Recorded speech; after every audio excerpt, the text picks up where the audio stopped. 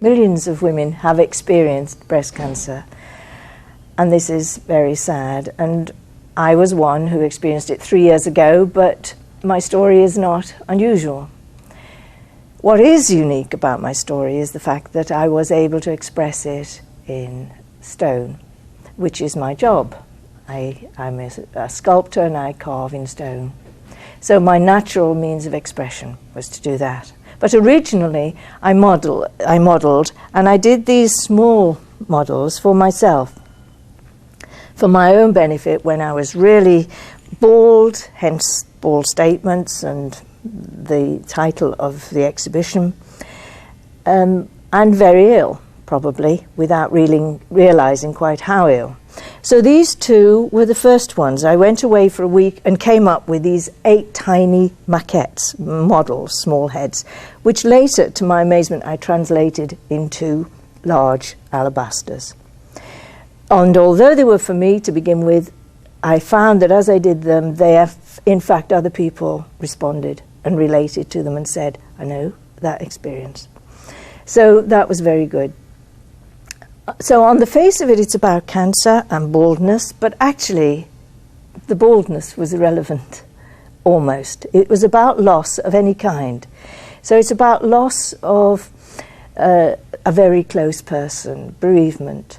It could be loss of a child, it could be loss of an adult, it could be ill health, of course, but it could be divorce, all sorts of losses. This week I lost 36 goldfish and the heron took them. Well, that's trivial, but I went right through all these stages, probably. It may seem simplistic, these stages, but in fact they do happen. And give or take, according to your own experience, you'd add some, or you'd say, I didn't experience that. Or how about guilt? Or something I may have missed out. On the whole, it makes sense and people can identify with it. So if we look at the first one, maybe look at the first one here.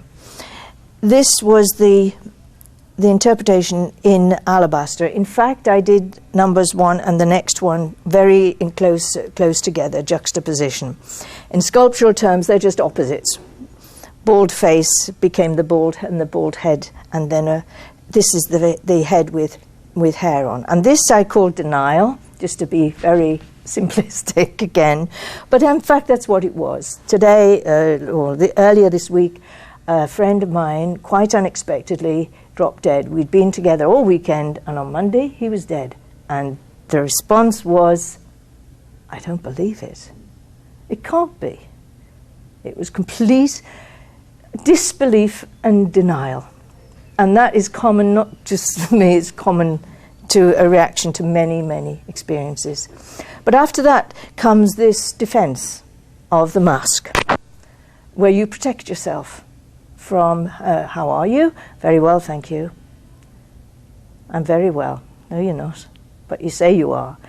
Because you inevitably have to have a thick skin, a thin skin to protect yourself. Otherwise, you would be very, very vulnerable. So that can be to a greater or lesser degree.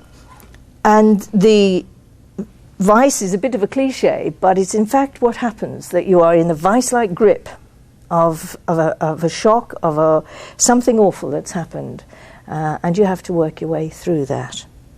May we move to the next one, please? Having said, I'm fine, I'm very well, thank you, and denying, without meaning to, probably, or without being aware, denying the situation. You come to, gradually, I think, a position where you can't deny it, you're really not all right. You're clearly not all right.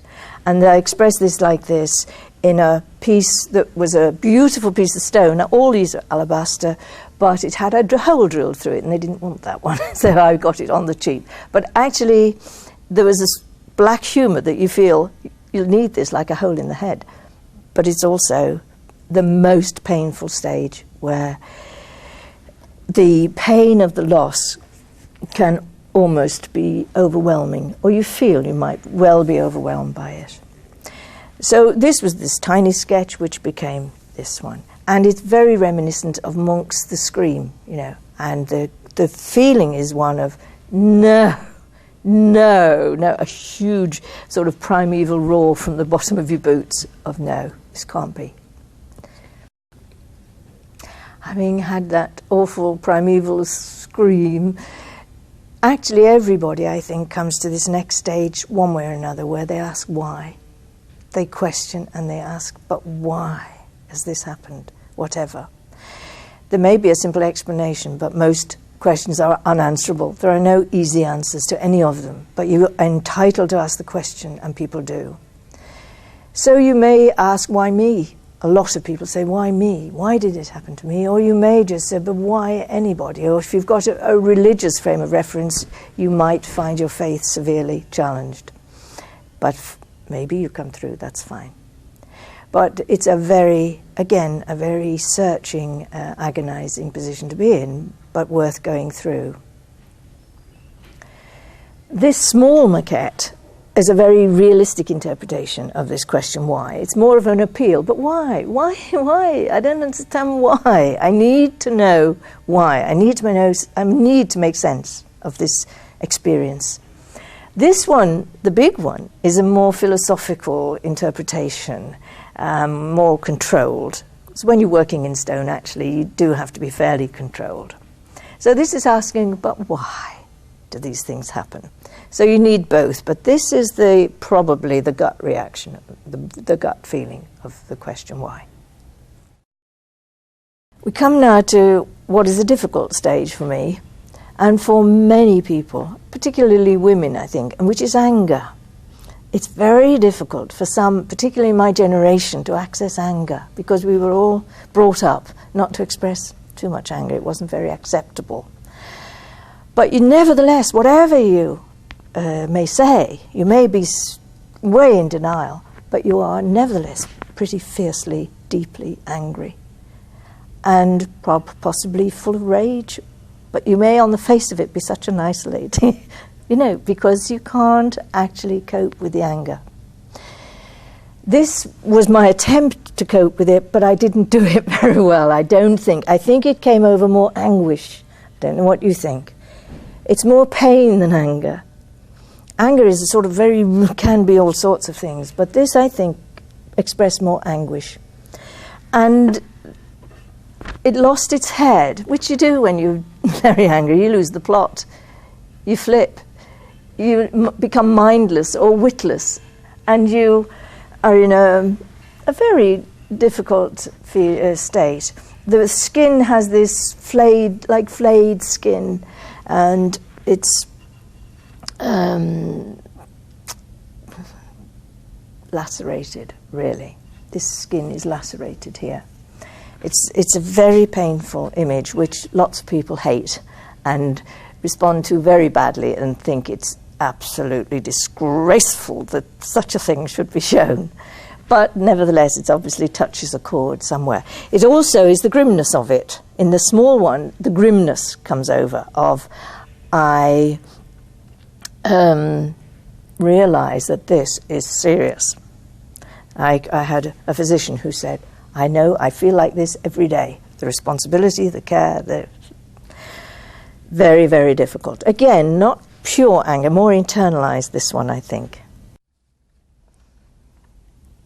Well, anger may be fearsome, but it's a definite stage, and it'll come out one way or the other, or another. And the flip side of that is depression, probably, and sadness. I'm no psychologist. I'm just talking of my experience. And people identify very clearly with this one. And they say, I know just how she feels.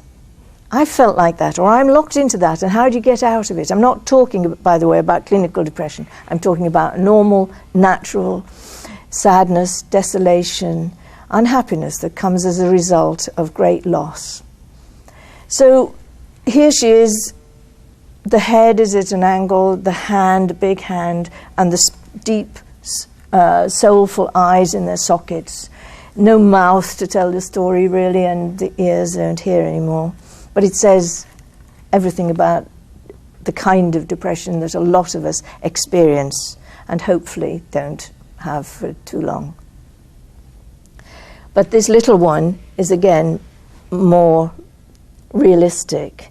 This was me looking in the mirror and saying, not too happy, and feeling probably very sad and depressed. But it's a safer place to be, if I may just say that. It's a safer place to be than anger for some people. Because when you're angry, people step away and don't like to know you. And especially if you're an angry woman. But if you're sad, people come to you and comfort you and are kind to you. And there's something in it that keeps you, well, it's safer to be there and to be sad than to be raging with anger. But hopefully you don't stay in either state, because it's not sustainable, that level of pain, whether of anger or of sadness. And in my experience, as I say, that's all I can speak of, is that you quietly, and you don't know how, but you move on. And I moved on to the next one. This is a strange, Brancusi-like egghead, if you like. It's clearly saying acceptance here. And I think maybe that's a bit blunt and a bit premature, but at some point, because you can't accept this level of pain of the previous ones, you move on. You move on. And you think, you face the front. Your head is not at an angle, and you actually face reality. Smack on, I think. And people cope in different ways. And this is saying several things. People interpret it in different ways. The small model here is a bit more raw and realistic and uglier, I suppose, in a sense. One eye open and one eye closed. This is because when I was doing them, I was getting a bit tired, so I put them both together. But it doesn't matter. It actually says something very clearly. And it says, it could say, watch and pray. But in fact, it could say many things to many people. One is that some people cope by having their eyes wide open, like a husband whose wife is ill, wanting to know all the details, wanting to know all the information about why, where, what's going to happen, how is she going to live, is she going to die, or so on. It may be that the wife, and I know a wife like this, who turned a blind eye, that was her way of coping. She could not face reality at that point in time. She could only cope by saying, just get on with it, please. I don't mind what you're doing, I trust you. And so, hence the blind eye. And again, I think this marks a very transitional, a very pivotal stage, actually, from being looking inwards to beginning to look outwards, and so on. I think there's a courage at this stage where it's very pivotal, but you're no longer the victim, and you're no longer in deep anger or depression or sadness particularly, but you're beginning to face reality and to move on. It's a major part of the healing process, which from now on I hope we continue.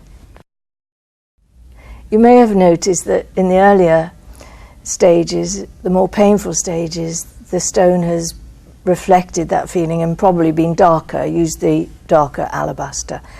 So at this stage, we're beginning to emerge and feel better. I thought I'll use white alabaster, but when I actually started to work on it, it had quite a major mark on it, right through the head here. But in fact, it was reinterpreted then as being part of the experience that's gone before, that you integrate it within what's happening now, and you don't invalidate it and say, well, all these awful things didn't happen and I was all right all the time. You actually come to terms and incorporate it with your experience to date. So here she is, this rather sweet lady, I suppose, but her image is still one of baldness, but she has come to terms with this and is feeling quite at home, really.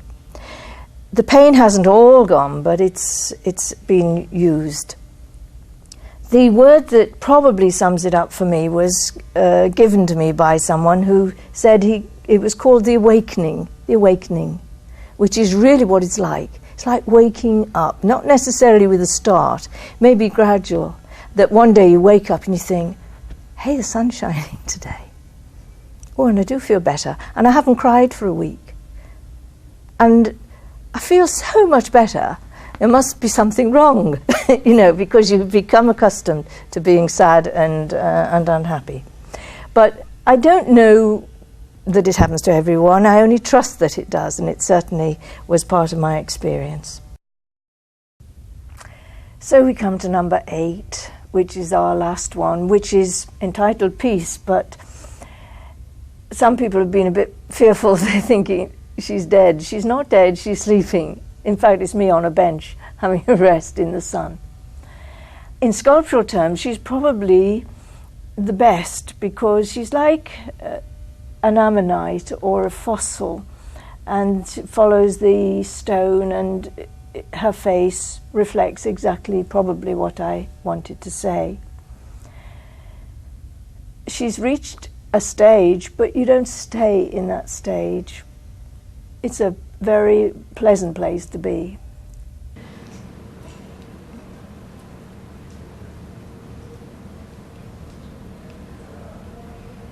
Of course, that's not the end of the story. The story, the process, is not cut and dried with a happy ending, and we all go away into the sunset. It doesn't take much to catapult us back again into pain and misery or bitterness. But you're never in quite the same place again. And the strength of the exhibition lies in the fact that the process is writ large, and for the first time, perhaps, people see it as a process and can understand what's happening to them in a very visual and tangible way. So this process, if you like, is experienced by millions. Allowed to run its course, it is healing and transforming.